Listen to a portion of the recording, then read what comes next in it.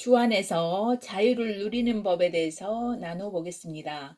구약 성경에서 이스라엘의 역사를 보면 끊임없이 베푸시는 하나님의 사랑과 보살핌과 배반하는 백성의 그림을 보면서 신약의 현대에 사는 우리는 성경을 볼 때마다 안타까운 마음이 들며 그때 내가 있었더라면 조금 더 잘할 수 있지 않았을까 생각해 보기도 하지만 전혀 그렇지가 않습니다. 전도서 1장 9절에는 이미 있던 것, 곧 그것이 후에 있겠고 이미 행한 것을 후에 다시 행하리니 해 아래에는 새 것이 전혀 없도다. 거듭난 우리도 받은 은혜가 놀라워서 주님을 사랑하고 늘 동행해 보려고 마음을 다잡지만 어느새 메인스트림 미디어라는 새 소식들과 지식들에게 시간을 뺏기고 무익한 말을 하며 물질의 노예가 되기도 하고 귀한 하루의 시간들이 저녁이 되면 무엇을 하며 하루를 허비했는가, 무슨 생각으로 가득 차 있었는가를 보면 우리도 그들과 유사한 삶을 사는 것을 볼 수가 있습니다.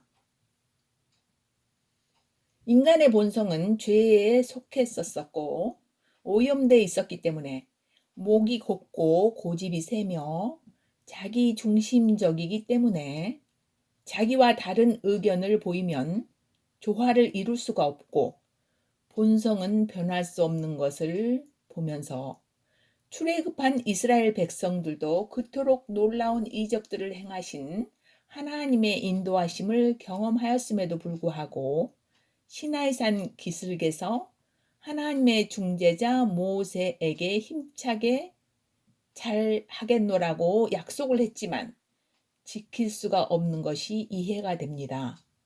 하나님의 약속은 나는 너희의 하나님이 되고 너희는 나의 백성이 되리라고 계약을 맺었지만 타고난 본성 때문에 다시 환경과 구습을 따르고 본성에 충실함으로 때가 참에 약속하신 대로 예수님께서 오셔서 우리에게 새 영과 새 마음을 주시기 위해서 고난을 당하셨습니다. 에스겔서 36장 26절에는 새 마음을 너희에게 주며 새 영을 너희 속에 두어 너희 육신에서 돌같이 굳은 마음을 제거하고 너희에게 살같이 연한 마음을 줄 것이며 또 내 영을 너희 속에 두어 너희가 내 법규 안에서 걷게 하리니 내 법을 지켜 행하리라. 새 영을 주시고 거듭나게 하고 새롭게 조성하시는 약속을 하셨으며 모든 죄들을 용서하심으로 이 모든 말씀을 이루셨습니다. 율법에 따르면 거의 모든 것이 피로 깨끗하게 되며 피 흘림이 없이는 사면 곧 죄들의 용서도 없다고 하셨지요. 또 예수님께서 죄들이 용서받을 수 있도록 많은 사람들을 위하여 그분의 피, 곧 언약의 피를 흘리셨습니다. 죄들의 용서라 함은 하나님 앞에서 우리의 죄의 고발을 없애버려서 우리가 하나님의 형벌에서 벗어났고 하나님께서 사람을 용서하시는 것은 공의로운 그분의 심판을 벗어나고 영원히 유죄 판결을 받지 않게 하는 것입니다. 그 이유는 주 예수님께서 십자가에서 하나님의 공의와 의에 따라 그분의 피를 흘리시고 죽으심으로 우리 대신 하나님의 의로운 형벌을 받아주심으로 하나님의 의로운 요구를 완성하셨고 그리스도를 믿는 사람들의 죄를 용서하심과 죄의 고발을 없애고 모든 형벌에서 자유케 하셨습니다.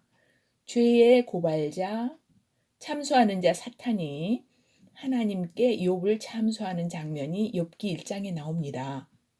욥이 어찌 까닭 없이 하나님을 경외하리까? 이제 주의 손을 내미사 그의 모든 소유를 치소서. 그리하면 그가 주의 얼굴 앞에서 주를 저주하리이다.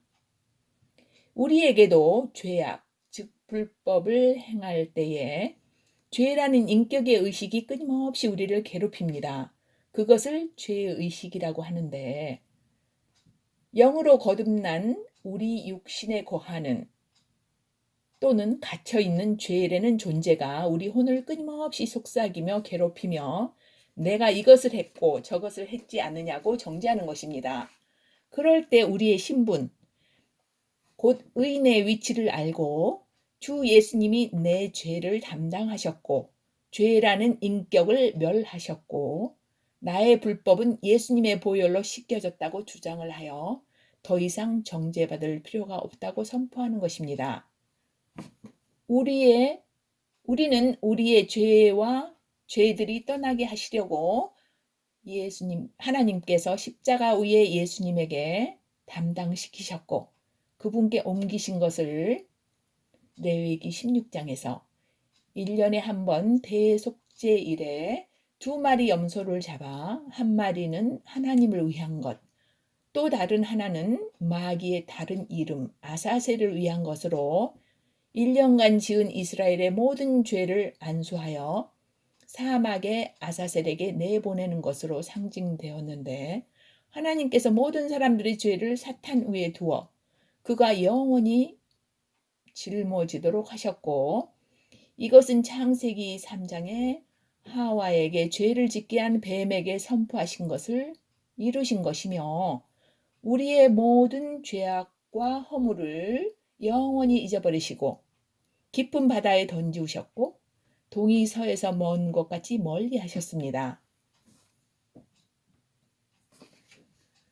누가복음에는 죄인의 집, 곧 바리새인의 집에서 자신의 옥합을 깨고 자신의 머리털로 그분의 발을 닦으며 그분의 발에 입맞추며 향유를 부은 여인을 보고 예수님께서 비유로 말씀하시기를 빚을 준 어떤 사람에게 빚진 2사람이 있는데 하나는 500데나리온을 빚지고 또 다른 하나는 50데나리온을 빚졌는데 그들이 전혀 갚을 능력이 없어서 너그러이 면제해 주었는데 2사람 중에 누가 그 빚을 준 사람을 사랑하겠는가? 라고 물으셨습니다. 물론 많이 탕감받은 자가 더 사랑합니다. 라고 대답들을 하였지요. 우리라는 존재를 알고 그분의 피의 용서의 깊이와 높이와 길이와 넓이를 알면 알수록 자신의 무가치함과 그분의 사랑의 무게를 알면 알수록 나의 옥합을 깨트려서 내 안에 오신 향유, 그리스도의 향기가 사방으로 퍼져나가게 하는 것이 그분의 발 아래서 나의 자신의 영광인 머리털로 그분의 발 아래 굴복하여 그분의 발을 씻어드리고 향유를 부어드리는 뜻입니다.